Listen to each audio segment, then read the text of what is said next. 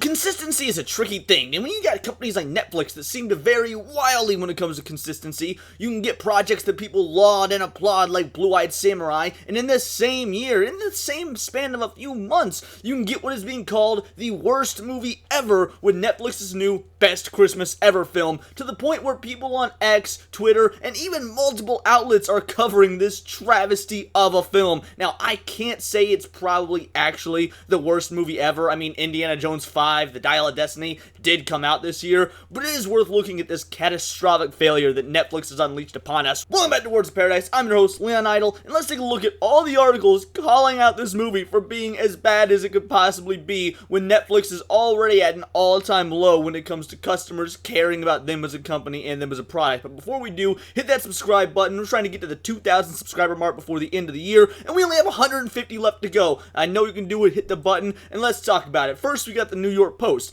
Netflix's Best Christmas Ever, panned by viewers, branded worst movie of all time. Now again, I doubt it's the worst movie of all time, and believe it or not, I haven't seen anything in any of these articles that call it the worst movie, like due to wokeness or any progressive politics or anything that I would usually cover. It's just a flat out bad movie from what all these articles are saying. And New York Post, I mean, let's face it, they got kind of a right lean so far as I can tell, or maybe I'm thinking of the millennial, the post-millennial. Either way, like every article and outlet I've seen is just calling it a flat out bad movie for no political reasons left or right, which just goes to show that what I've been saying for a long time, not being woke is not enough to be a good product, absolutely goes to show here. If viewer reaction is any indication, Netflix certainly isn't slaying with their Christmas content.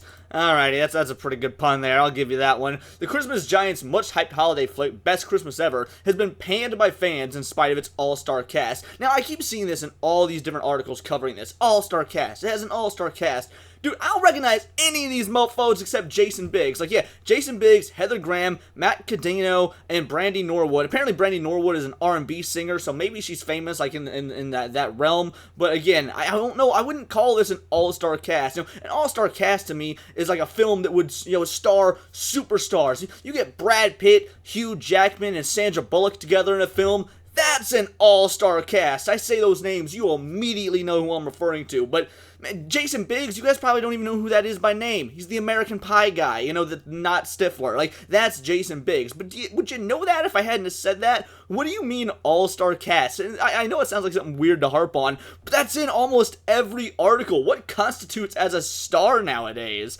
Anyway, the film is currently performing well for Netflix, sitting second spot on their global weekly top 10 list of most watched movies, but those who tune in appear less than impressed. The project has a Rotten Tomatoes score of 33%, and viewers have taken to X to slam the movie. Hey, see, they put X and they didn't put, parentheses, formerly Twitter. We're moving in the right direction. People are finally getting used to it. I can appreciate that. Trying to figure out the plot of hashtag Best Christmas Ever, a viewer declared alongside a meme of a confused looking Adele. Best Christmas Ever is probably the worst Christmas movie I've seen in a long time, someone else tartly tweeted. I mean, and that's saying something, because I gotta tell you guys, when the Hallmark Channel exists, basically its own streaming service, and you can watch those films year round, if this is the worst you've seen in a long time when Hallmark is readily available to you, that says a lot. And this is coming from a dude who adores Christmas movies. I'm a little girl when it comes to Christmas. Oh, it's such a great season. But yeah, I watch the Santa Claus, all three of them, every year, all the time, man. Like, I can't even get over how much I adore Christmas movies, and the fact that this is bad leaves me just reeling, because it's Netflix, and I want to see Netflix fail. Anyone that, remembers the Cuties debacle and everything they've done since then wants to see Netflix fail. Anyone that just, is going on hard times because of the economy wants to see Netflix fail, given how they've increased their prices to $22 and some change. So, it's films like these that are going to help that happen when they put in who knows how much money for a Netflix original, and then people loathe it and lambaste them, and may even lead to them canceling their subscription.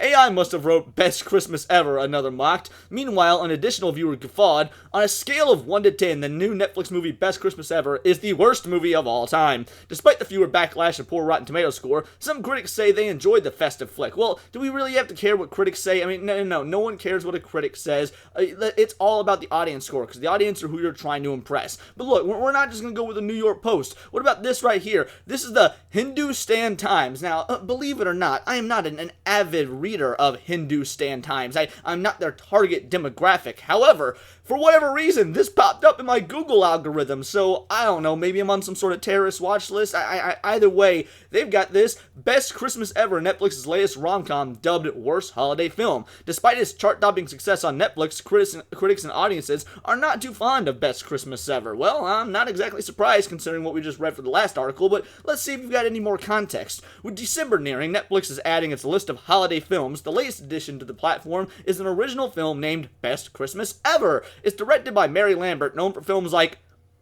Pet Sematary 2 and Siesta. Well, I've never heard of Siesta, but when you tell me the individual behind Pet Sematary 2 is involved, I immediately am a little bit curious. I mean, this could actually be so bad it's good. I highly doubt it, given the, just fervor of online hatred, but there's a little bit of hope there. I don't know if you guys saw Pet Sematary 2, but it was a masterclass in atrocious filmmaking for sequels that ought not exist, especially when there's no source material to base your sequel off of. The Heather Graham Star film was released on the streaming giant on November 16th, and since then it's ranked in number one on Netflix's list of top 100 films to watch. Despite topping the charts, the film has not been received too well by audiences and critics alike.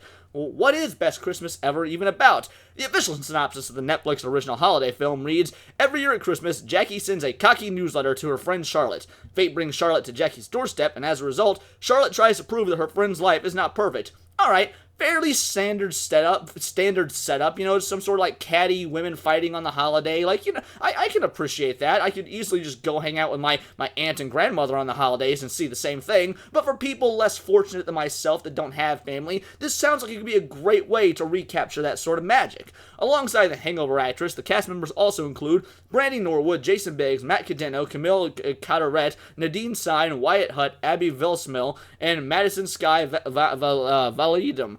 No one that I recognize again aside from Jason Biggs. Again, why has it been called an all-star cast? Critics not too fond of Netflix's latest release. Best Christmas Ever has been slammed as the worst holiday film this year. It has secured the low score of 38% on Rotten Tomatoes and a 4.4 out of 10 on IMDb, which means it is still coming in ahead of Robin Hood, Robin with a Y Hood, so it's got that going for it. According to Benjamin Lee, a top critic on Rotten Tomatoes, Best Christmas Ever is barely even a movie. More one long montage of bits that never run on long enough to be defined as scenes, so that doesn't sound good. Lee added, it's a premise that suggests something as salty as it is sweet, but the film, directed by Pet Sematary's Mary Lambert, I notice they leave out the Pet Sematary 2, they leave out it's the sequel, they want to make you think it's the good one, as well as is as wet as a pile of melting snow, refusing to indulge in fun cattiness, transforming the pitch for a dark comedy into a sickly family film, so it doesn't even go all in on the cattiness is what it sounds like. You got this movie about two women who are at each other's throats, one trying to expose the other for faking her beautiful life, her perfect life, and it doesn't even go all in on the cattiness. At least if you're going to do a premise like this, give us like the holiday version of the OG Mean Girls, not that new remake crap.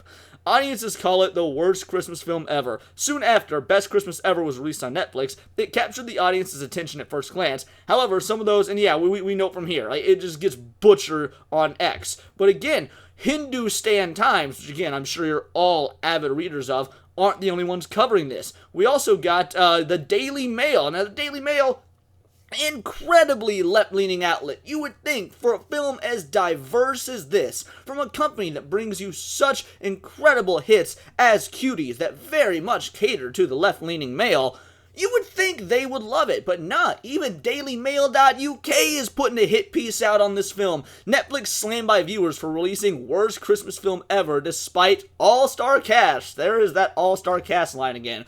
Viewers have bashed one of Netflix's latest Christmas releases, labeling it as the worst festive film ever, though it has a star-studded cast. To rub salt in the wound, the film is now available on streaming platform and has bagged an abysmal Rotten Tomatoes score of 33%. It's amazing when a movie comes out and it makes you think, maybe going to pay to see the Marvels in theaters is actually worth it. Now, I wouldn't recommend it, just skip both, but I wouldn't fault you if the thought did pop into your noggin. Look, I know this isn't exactly the most hard-hitting breaking news, but you love to see companies like Netflix fail. You love it when they do something they're probably so jazzed about behind the scenes that they think is going to be so incredible, so diverse, so heartwarming, and bring families together because it's about Christmas, and everyone just loathes it. They destroy it. Humankind just collectively bands together in moments of unity, forgetting what's going on between Hamas and Israel, to all come together and lambast an awful Netflix film. And again, do so without any political propaganda or agenda to it. I don't see people talking about how amazing this movie is because it's diverse. I don't see right-wingers throwing a fit because,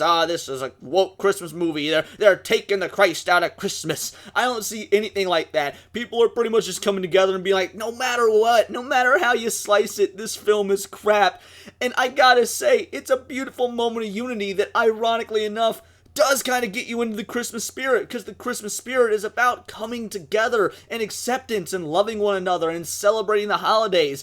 And oddly enough, a terrible Christmas movie is unifying the often fractured and jaded internet. Did you have that one on your 2023 bingo card? Because I sure didn't. Either way, I want to know, are you going to be giving this movie a chance after seeing this video? Is your morbid curiosity going to get to you? Let me know in the comments down below, or let me know on X, where you can find me at BoltTheWord. And please do subscribe. I am a nerdy news channel. I cover nerdy news every day. Not always about Netflix and streaming services, but anime, movies, music, video games, Magic the Gathering, you name it. Check me out on Instagram at wordsofparadise_Leon, and it's all here in the Nerdosphere. This has been Words of Paradise.